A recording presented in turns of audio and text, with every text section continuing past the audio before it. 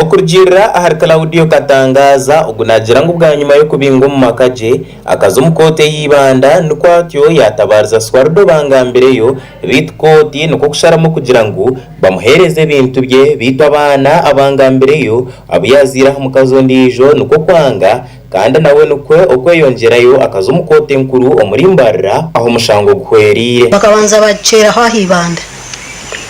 ibando ngo bamugamba ngo ampe kibanza abatabana bamuzobera ngo takushimba ebara zonjera mu high court imbarra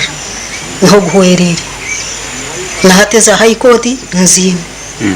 nezaha nzina. Claudio Katangaza ogunagira ngo bwa nyuma yo mushija we okumubingo mu makage akabure cyo kurya atiyo nuko kwija akateme kitoke bito mukazo muto nuko kumukomesa kumarobwire bwinji nayizana teme kitoke ko nagira mu kisaka yanzara yandagisa nayizana kwa temhoro na tema hari kitoke urutoke rwo rwari yo rwanje nayizana teme kitoke ko na kitemere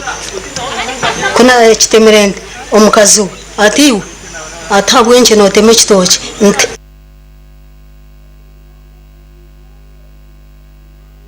oche hati omwanya gwo kuriye kitoke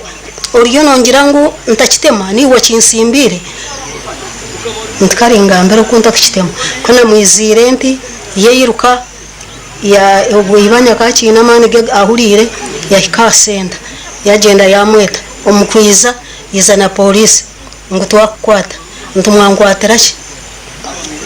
ngo wateme kitoke kitari cyawe ntikare muye ko tugende ntane batakana bakimanya kundana yibe kitoke kurgobo bangoma kurgobo nazo mucomenya bushye okurjira Hardos Dedi tumugisha orchiya person LC1 ahabwa rwengirise ogashabira abaturage okurebeka ngo tubateka hortaro na munonga omukubaganise bintebyo basaba ngo murebuke ngo makoparatinga ibintu byona byazo mu ngora atariho katabanga kubura leto uburemezi nazo kuleto gwatukamutwa tinkwenda rwaro mu rwengi rwiyaho murebuke mu kwatanzana bakama baragahiguru buri muntu akuru umurimo gwa mureta kandi abayeba rwa mbasa kusayininga ibintu byo kubyakorwa muruho imisango yona ekakorwa kare yakorwaho yaho hati yekintu no kusto mu ngoro ko abaganisize Swardo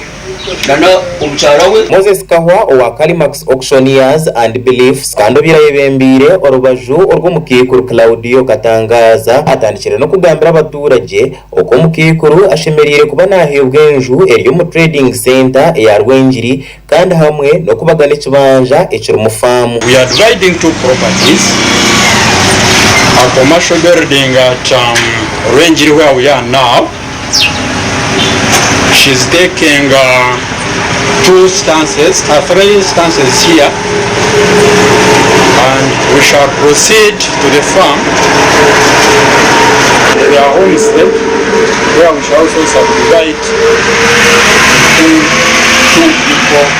parts. Moses Kahwa agizire ngo abantu benji bakagore banja ibyo mukikuru atwireho bito nuko kurgayo akabasa kuba nagambira abo bona ababuguzire ngo bakagure mbeho ahabwo kuba bakagura umugabo gw'umukikuru Claudio Katangaza abantu barayizire kugura mu memshango y'amataka netwarubire nikirebeka abantu bakagura umushango gwatandikire so umuntu waguzire umushango gwatandikire ndikimanyisa ngo akagure mbuho arondo ya wamugurize amugarure sentezi abana bo mugurusi yazire omukazo muto bagerezeho kwanga ngo ibintu batakabaganisa mu bit police ebakwasire batiyo nuko kubatwara umuchome